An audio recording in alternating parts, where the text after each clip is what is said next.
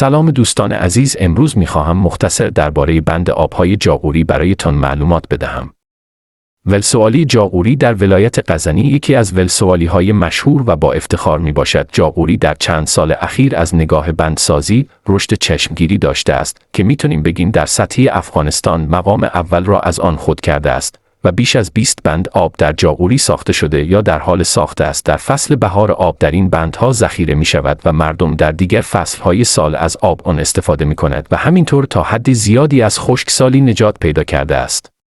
هزینه این بند آبها توسط خود مردم و به کمک مهاجرین از استرالیا، اروپا و آمریکا تأمین شده است و تنها هزینه یک بند را دولت پرداخته است. یکی از بند آبهای مشهوری جاغوری بند سنگجوی لمان می باشد که کار ساخت آن در سال 1400 شروع و تا اکنون ادامه دارد. این بند آب یکی از معیاری ترین بندها در جاغوری می باشد که با استانداردهای جهانی مطابقت دارد و تا هنوز بیش از $1,000,000 هزینه برداشته است.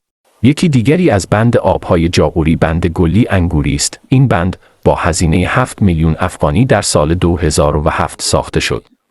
این اولین بند آب بود که در جاغوری ساخته شد و تنها بند آب در جاغوری است که هزینه آن را دولت وقت پرداخته است.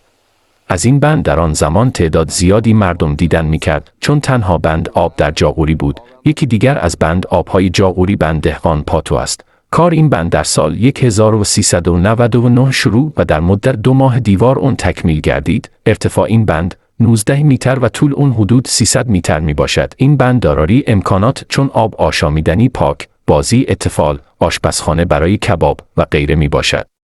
روزانه تعداد زیادی مردم از این بند آب دیدن می کند. دیگر بند آبهای جاغوری عبارتند از بند آب گندم بدرزار، بند آب زلال شیل بیتو، بند همدلی تمقل لمان، بند آب حیمت پاتو، بند آب وحدت بابه، بند آب هوتقول، بند سراب تبقوس، بند وحدت سقول، بند آب روشان، بند آب همبستگی زیرک، بند آب رسول الله، بند آب سبز سنگ ایدر، بند آب ملت که ته سنگ، بند آب همبستگی قادی، بند همدلی اشک داوود، بند آب مادر، بند آب بیدک هوتقول و غیره.